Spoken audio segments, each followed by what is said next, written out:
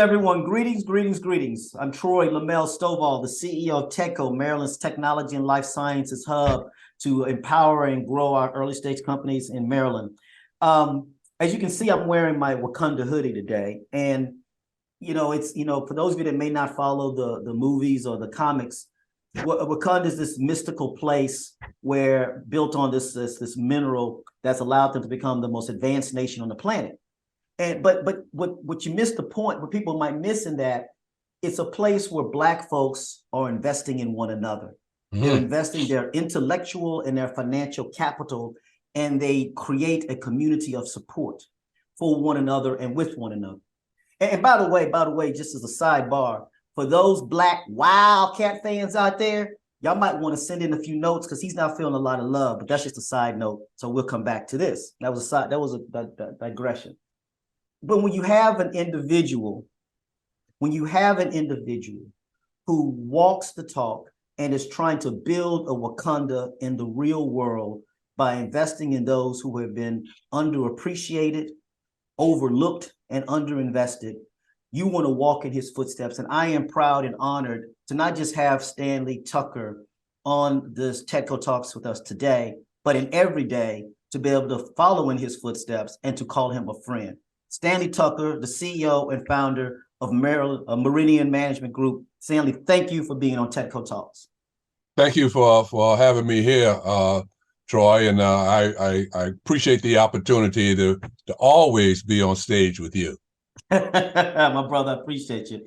So let's think, because we're gonna run out of time, because what I've always loved about when you and I gather, you have this amazing story of how you got to this point, just your whole life, and you're to me a history maker. You really are, and you always leave me feeling engaged. But I want to go back a little bit because we done a little bit of homework on you, and we're gonna talk about basketball later. So that's, y'all see the background. We're gonna get to that later. But before we get to that and talking about a little bit of your journey, I understand, and help me. You're a music lover, specifically jazz. Yes. You're a jazz man. Yes. So favorite jazz artist? John Coltrane. Oh, now that's a pretty good one. That's a pretty good one. You listen to him lately? Oh yeah. We have a lot of stuff here. I grew up during the 60s. Yeah. And I'm originally from South Carolina, but I moved to New York when I was in the 9th grade. And so, I was raised on Long Island, but so I had New York City. And so I spent a lot of time as a basketball player, played basketball, but also I loved music. And so I spent time down in Greenwich Village and all of the places in New York where they had vintage jazz. And I've seen most of the masters, Train, Monk, all of those guys, Duke, etc.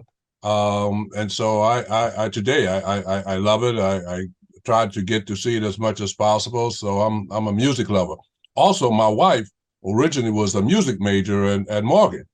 So I said to her, look, baby, I don't know they're gonna have a whole lot of job for music majors. So she's introduced me as well. She was piano and whatnot, and so I've been around music a lot as well. So one of the last times we saw one another was right during the CIAA tournament, and we were at, I don't want to do a placement for the bar, but it's a jazz bar there in Baltimore that you turned me on to because we were there. And you said you love going because they do live music at this particular jazz bar, right? Yes. What was the last, you remember the last concert you went to at the place? It was about 2-3 weeks ago. And there was an artist there that a lot of people don't know about. Name was Jolly. It's a young lady, and that's how she goes by, Jolly. Okay. And she sings and she plays the guitar. Okay. And as I told you, we actually have a relationship with them, and so we go down there periodically to check out music. Well, I was here in Baltimore in the 60s too. In Baltimore at one time, a lot of folks don't realize, was a hotbed of jazz. Really? As a matter of fact, Troy, I was blessed to see John Coltrane in his last public appearance at a organization here. It's called Famous Ballroom. Okay. And so you had to be an old timer, yes, there, and it was a famous ballroom. But Baltimore at one time was a hotbed of jazz, man. And so I loved jazz, and so I saw Train in his actually I think it was his last performance. I think you did tell. I think you did when we were together. And said I think you mentioned that to me. You did.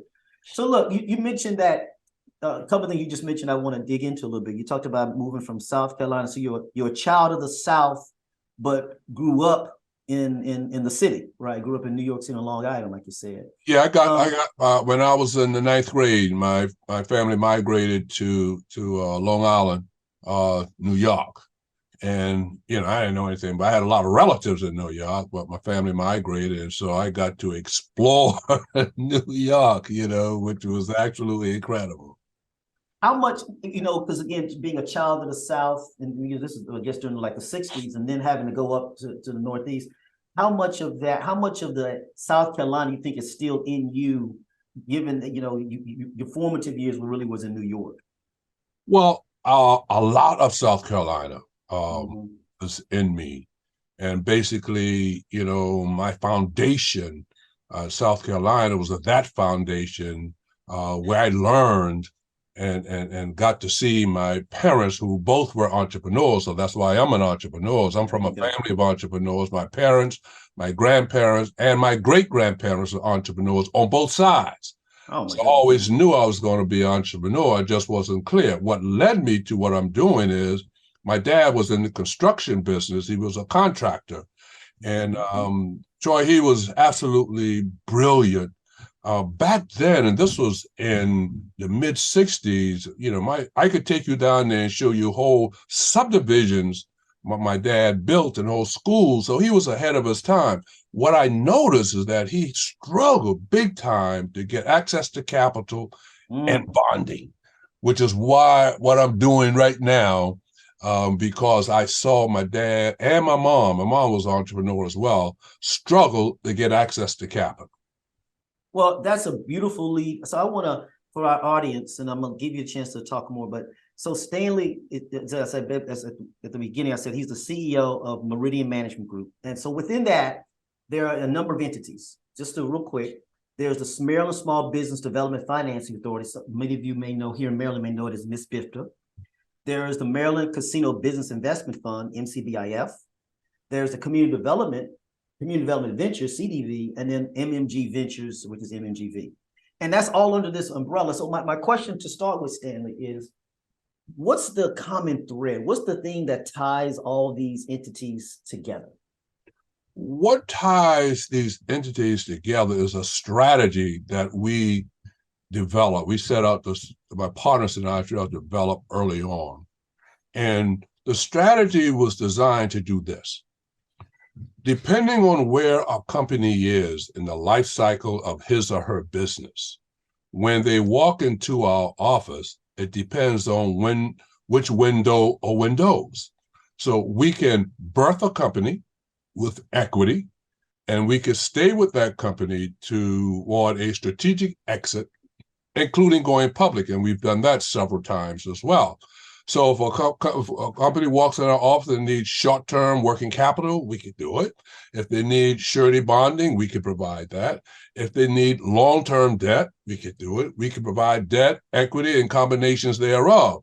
So we structured ourselves to wherever the company is in the life cycle of his or her company, then we could come in and sit with them and strategically develop a financing structure that fits the situation. We are not square box lenders or investors.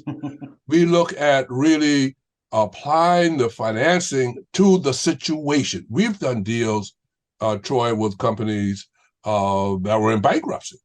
We've sat with them and looked at their situation, okay, and do an analysis of their situation, financially as well as legally. Yeah. Okay.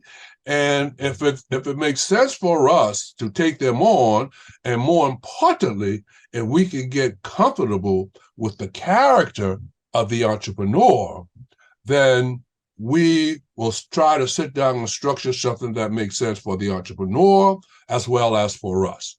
And when we do that, we think, most of the time, I would say 70, 80% of the time, maybe even higher, we can help this company move it to another level.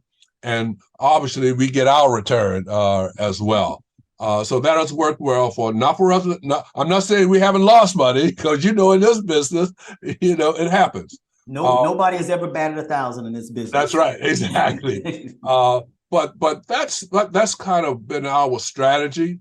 It has worked well for us. We're always looking for ways, to get capital, a different kind of capital, to continue to help the companies in our community grow and develop. And we focus primarily on small minority and women-owned business. So we deal with those are the areas we focus on.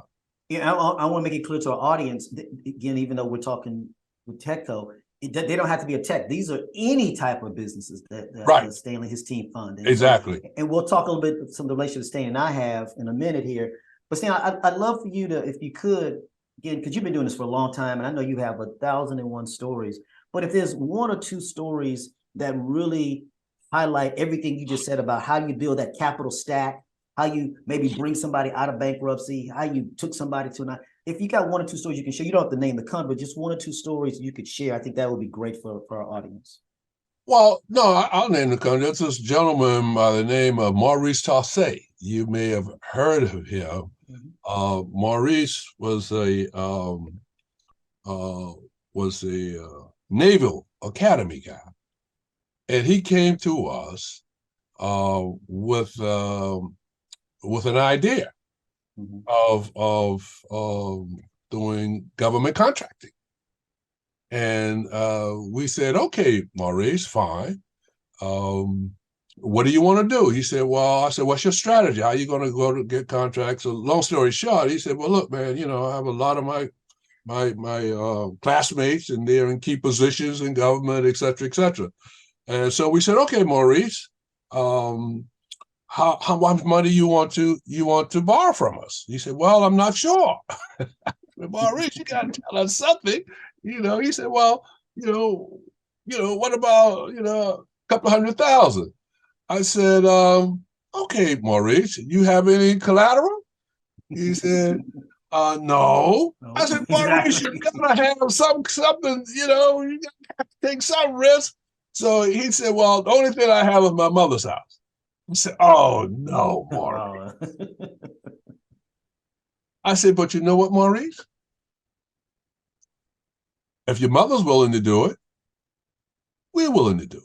I said, because one thing I know, you are not going to lose your mother's house.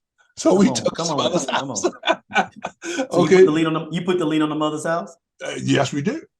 And so what happened, Maurice, Troy, we lent him, I think it was about $150,000. Long story short, Maurice took that and built it into a major technology company. Okay. And grew it, and we took him public. We used we gave him a short-term working capital, then a long-term working capital, and then we provided with some bonding, and then we put some equity in. We did everything with Maurice. Okay.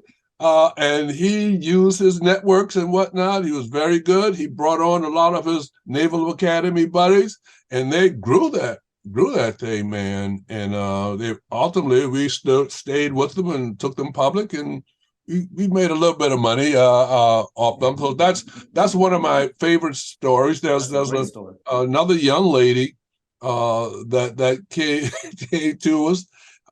She was in the construction business of all things. Okay. But she had a great background. She had a civil engineering background, and she was real feisty, man. Okay. Are you guys gonna help me, or not, Stanley? And she laid everything on me. And he said, you guys need positions. Y'all don't like to do things for women. And oh man, she dogged me. I said, now, you trying to get money from me, and you dogging me. But I liked her, I liked her. I liked the way she was coming from. But I'm telling you, Troy, she took no for an answer. She had great expertise. She was very good at dealing with packages and dealing with the mail folks in the construction industry. And she grew that business, and ultimately she sold that. It made a ton of money. Now we don't have, not all of our businesses are successful like that. We had a lot of them in between, that also created challenges, but we learned from all of them. Yeah. Okay. And Troy, in our business, one of the things is that we get funding from both private and public, right. But we had an economic impact analysis done over 10 years of our portfolio. And it showed for every dollar that we got from the state and other sources, particularly from the state, in terms of the state got $10 and $9 in return in terms of the form of taxes, et cetera. So we had an economist come in and did an analysis of our portfolio for 10 years. And that's how it came up. And that's why we take it back to the, we all have to go to the legislature, of course, and others. Yes, we do. We're doing it right now. You and I. That's right. Right now. And so the point here is that, there's this thought out here among a lot of folks that think, women in minority businesses, are really not that successful. That's not true, because our approach is holistic. Okay. We just don't bring money to the table, because we develop a process, something we call success assurance model. And so we go in and we bring capital, but we bring a lot more. Okay. We look at their infrastructure. Okay. We look at their marketing strategy. We look at their technology strategy. So we looked at them totally, and look at their marketing, their accounting, all their background. So we kind of, check them out thoroughly. And so we put together a strategy to deal with all of those issues and making a business successful. And it's worked pretty well together for us over the years. So something you said that reminded me of something I know I've said on this show, and I've told others that, it's an axiom in venture capital. And I think you and I spoke about that. You talked about character, right? Character is an important part of it. And the way I say it, but it's the same, is that you only invest in A quality people that have a B quality plan, and never the reverse.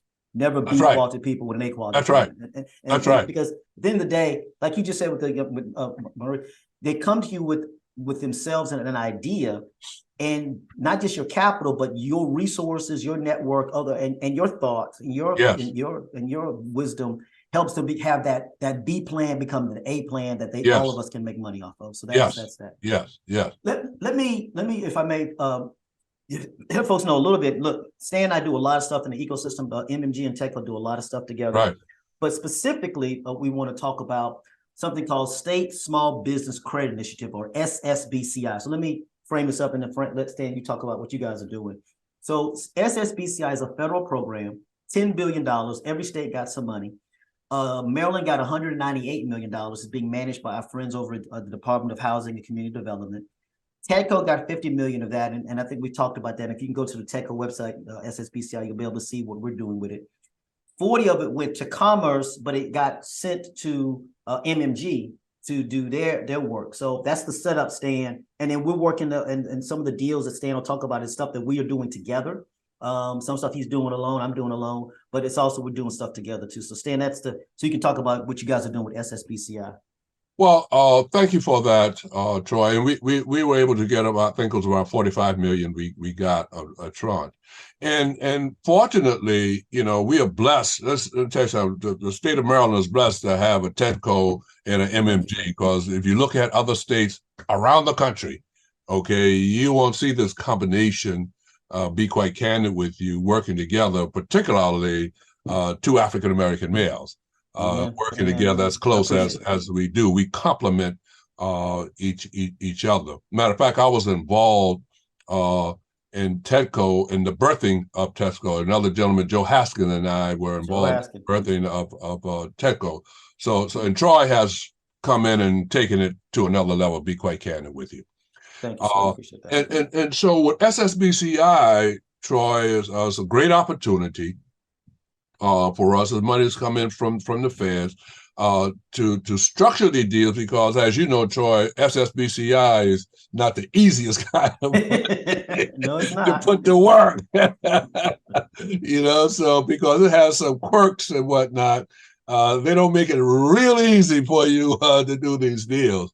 But and it has to be a private match as well. And fortunately, Troy and I, we could come with debt, we could come with equity, we could come in various forms of financing, which makes it a little easier for us to put deals together.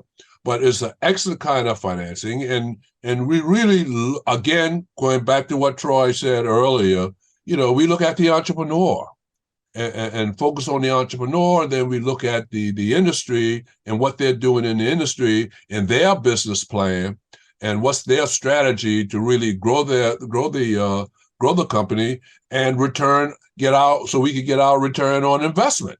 Right.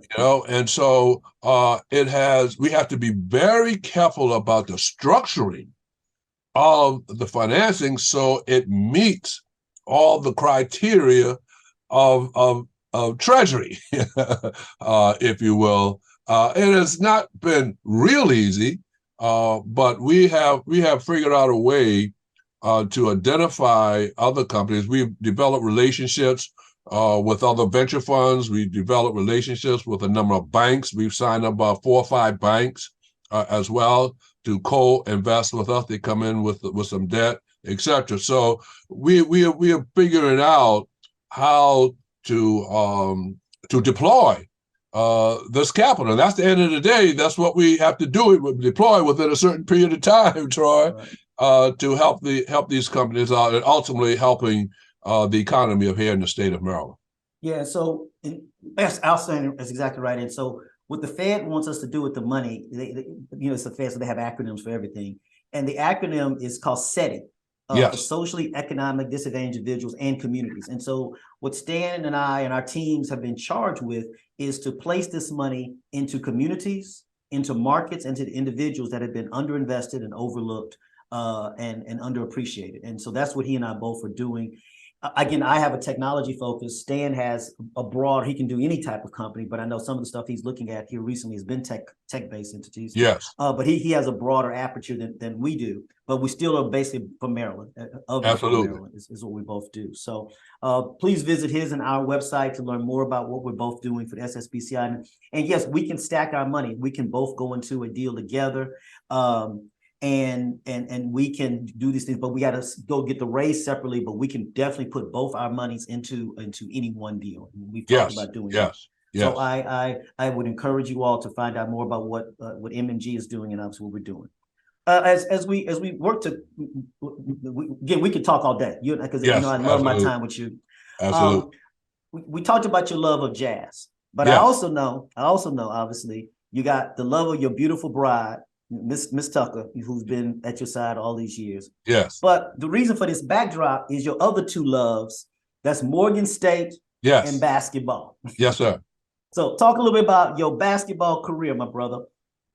And by the way, before you do that, I know you played basketball with a very famous Hall of Famer. Yes. And some of y'all kind of young may not know this. The man's name is Julius Erving, but all of us know him by Dr. J. Yes. Before Michael Jordan was flying in the air, it was Dr. J was flying in the air. Okay. Yes, actually, Julius and I, in the little town that we grew up in on Long Island, New York, Roosevelt, Long Island, New York. Mm-hmm. I was a pretty good athlete. And I played both football and basketball. And actually, Julius moved from a small town on Long Island to Roosevelt called Hempstead. Okay, yeah. And he came in, and he was, I think, maybe in the 7th and 8th grade, and we would be in the park playing, and folks said, "Well, how did this guy get so good?" Well, usually folks at that level, they prepare themselves. Okay. So literally, Julius, we had this playground in Roosevelt. Beautiful, it was right on the lake, beautiful lake. And Julius would be there every day. I mean, literally every day. Yeah. And a lot of times he would be down there by himself, just practice moving his move and whatnot, you know. And I remember I was growing up during the summers, you know, I would be working. I was working for a telephone company. I'd be driving around and whatnot. And I would see Julius out there practicing moves, and I would pull into the park and we'd play one-on-one. Okay. Sometimes literally so you play one-on-one with Dr. J. You play one-on-one with Dr. J. Literally every day. Who won? Who won? Who won? Well, you know. Come on, Stanley. Listen, initially he was a young boy. I was weighing him up. But as he began to grow, oh my God. But initially, a lot of folks don't know, Julius was kind of soft, but we beat on him because we saw the talent. Mm-hmm. Okay. And there was this guy, our high school coach, this guy named Ray Wilson. Ray basically took us on. And Julius's personality was a lot more calmer than mine. You know? And he really became, you know, our father. Because I was a lot more radical than Julius. Julius is more calm than me, but and he put the fear of God in our hearts. Okay. And so yeah, we literally played one-on-one sometime every day. And so I would saw some of his weaknesses, you know. I said, no, Julius, you have to be mindful, just going away from the stance, because Ray, our coach, was very technical. Okay, if you played for Ray, you had to be fundamentally sound. Wow. And Julius used to reach a lot because he had long arms. Arms, yep. And those big heads, those big hands too. His huge hands. Yeah. So he had a habit. He would reach. He would study you. He would reach, and I knew he was doing that. And so I would purposely bring it to the left, and he would reach. And I would go to the right. You did cross them up. You crossed them up. You know, because Ray taught us to be thinkers on the court. Okay, and so, but you could see his talent. He's had an extraordinary talent. And so there was another guy that played with us, a guy named Warren Fleming. He was about 6'4", 6'5". And Julius was fairly tall, but Julius grew later on in years. And we used to put Julius on Warren. And Warren was very physical. He wasn't hefty, but he was played physical. Okay. And we would purposely put Julius on Warren so Julius could understand how to deal with physical people, because we knew with his talent, folks were going to try and get physical with him. So he had to understand how to maneuver with physicality and still do his thing, because he could take you out. He could take you, he was smart. He could take you out.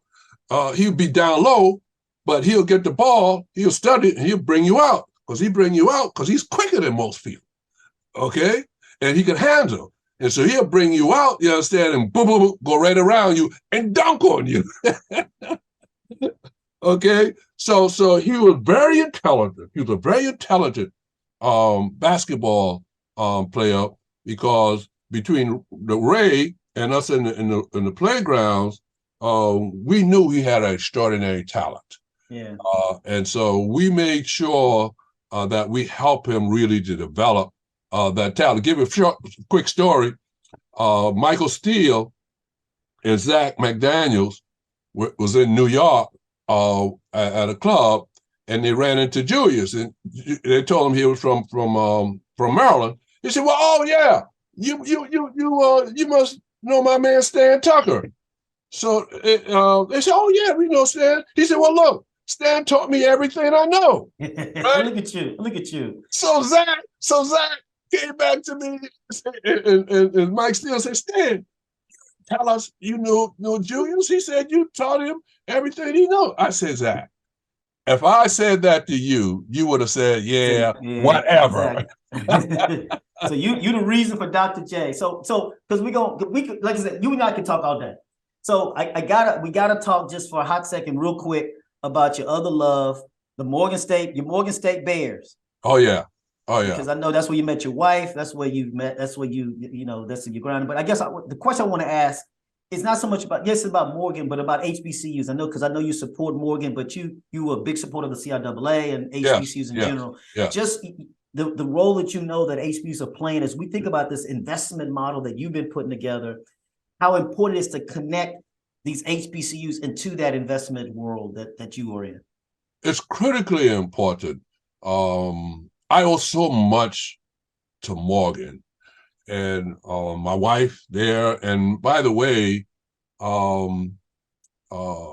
their last count, I was the first of my family going to Morgan. Last count, we had about 66, 67 of my family members graduated from Morgan. So if you were a family member, with us, you had to go to Morgan.